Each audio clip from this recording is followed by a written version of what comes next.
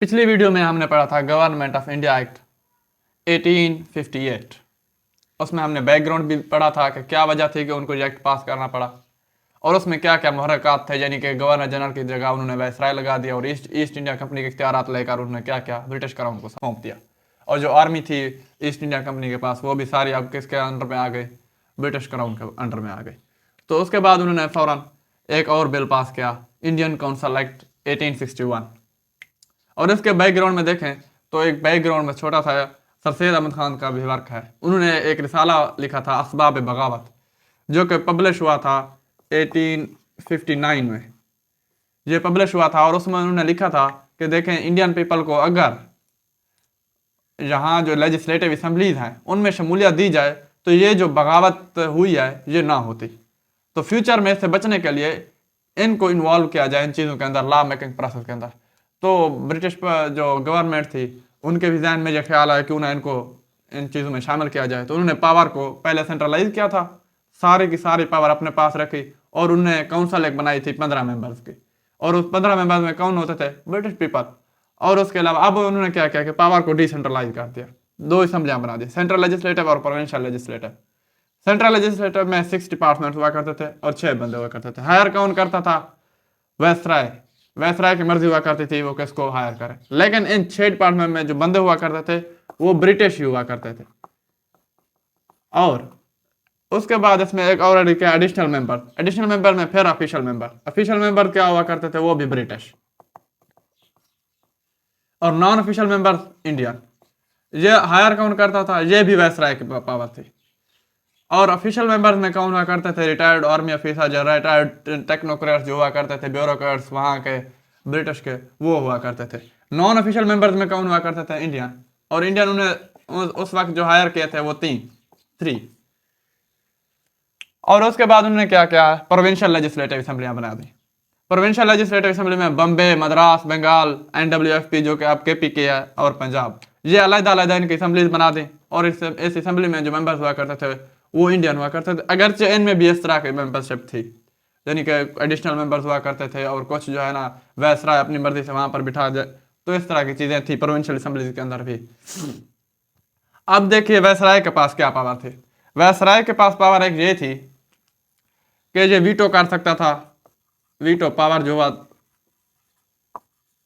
Provincial legislative के assembly का, अगर कोई कानून ब्रिटिश गवर्नमेंट को पसंद नहीं आता, वायसराय को पसंद, तो वीटो कर दिया करता था, बिल्कुल वो अनलॉफुल हो जाता था।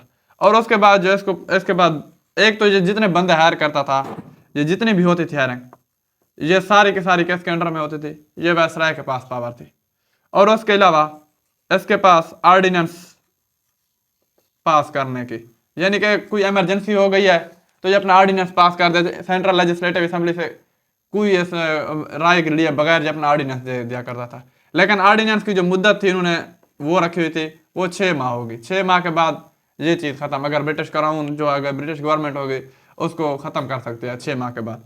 तो इसकी जो होती थी 6 माह पावर। अब इसको देखें, अब पावर डिसेंट्रलाइज हो गई, लेकिन उसके बावजूद भी जो इंडियन पीपल थे, जो लेजिस्लेटिव असेंबलीज में भी हुआ करते थे, उनके पास इख्तियारात नहीं थे। क्यों, वो फिनेंशियल कोई भी डिबेट हो वो हिस्सा नहीं लेकर, फिनेंशियल डिबेट में उनको कोई राइट नहीं था कि वो हिस्सा लें। और उसके अलावा क्रिटिसाइज नहीं कर सकते थे किसी भी जो काउंसिल जो बिल पास करती थी, क्रिटिसाइज वाला उनके पास कोई ऑप्शन नहीं था। और उसके बाद क्वेश्चन किसी टाइप का भी हो वो तो आपने नहीं करना भाई, सेंट्रल लेजिस्लेटिव से जो ब्रिटिश काउंसिल से, वो आप क्वेश्चन नहीं कर सकते। इन तीनों मामलात में इनको दूर रखा गया। तो नेक्स्ट जो एक्ट पास किया गया 1892 का, उसमें हम पढ़ेंगे, उसमें बहुत सी चीज़ें ऐड की गई हैं। तो जो मेन चीज़ें थी मेरे ख्याल में 1861 एक्ट की, वो यही थी, पावर को डिसेंट्रलाइज कर दिया गया, सेंट्रल लेजिस्लेटिव बना गई, प्रोविंशियल लेजिस्लेटिव। सेंट्रल लेजिस्लेटिव में फिर भी देख लीजिए मेजोरिटी केस किया है ब्रिटिश पीपल की।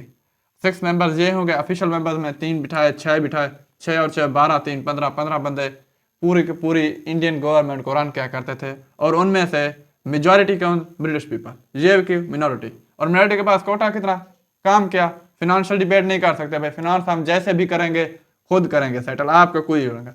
अगर कोई ब्रिटिश काउंसिल कोई एक्ट ऊपर से भेजती है, आप उसको क्रिटिसाइज नहीं कर सकते, क्वेश्चन नहीं कर सकते।